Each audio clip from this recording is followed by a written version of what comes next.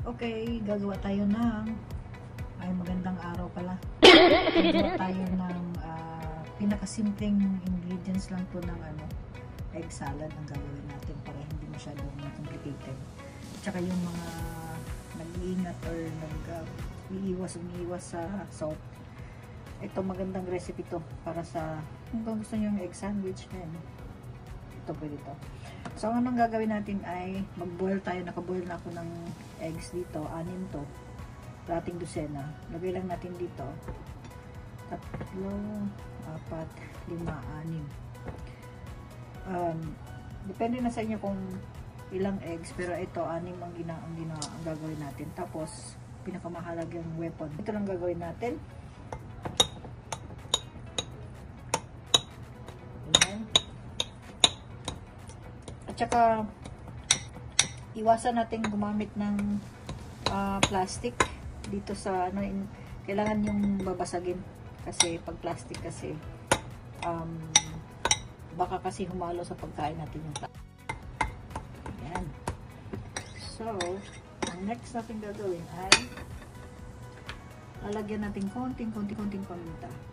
Huwag masyadong marami. Kung gusto nyo maanghang, bahala kayo, pero konting lang, basta lang yun. Tapos konting asin. Yan, konti lang yan. Basta lang yan. Tapos, ito naman, ang ginamit ko ay light mayo. Any brand. Pwede kayong gumamit ng kahit anong klaseng mayonnaise actually. Nasa sa inyo na yan. Kung ano yung mayonnaise ang gagamitin mo. Ako, masasawin na ako dito. Okay, tapos ilang kutsara, tansya lang. 10 ganyan, 1, 2. Actually, depende na sa inyo kung ilan ang ilalagay nyo. So, parang 2 tablespoon full. Puno. Pero titingnan nyo rin kung gaanong consistency ang gusto nyo. Ayan, ganyan lang yan, ganyan. Pag medyo dry pa at ayaw nyo, edi dagdagan nyo ng konting mayonnaise. Konting mayonnaise pa. Ang iba, naglalagay sila ng ng sugar para mapatanggal ng umay. Yung iba naman, kasi ayaw nila ng sugar kasi parang may diabetic or gano'n. Hindi, lagyan nyo ng artificial sugar. So, pero depende na sa inyo. So, ako, hindi ko siya lalagyan ng sugar. Pero yung iba, kayo, yung iba, mas gusto nila yung may konting sugar. Pinch lang ganyan na sugar.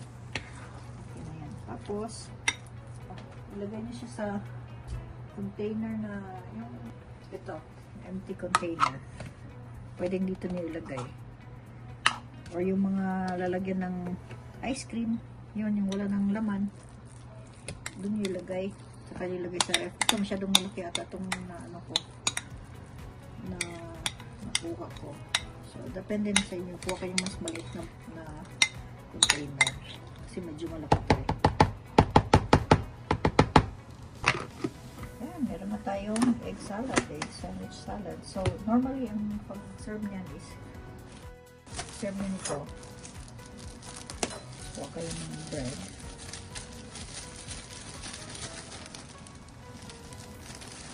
Pwede nyo i-toast ko rin hindi. So, huwag naman natin ito kasi para tayo mabilisan lang ito eh. Ito. Tapos kuha tayo nito. Ito. Ilagay natin dyan. Ganyan.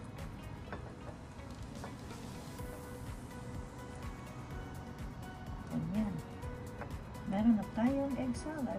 Yung iba nilalagyan nila ng kamatis, meron din iba hindi. Mas masarap pag nilagyan ng kamatis. Pero ngayon, hindi mo na natin lalagyan. Ganyan lang. At saka kakainin na natin. Good.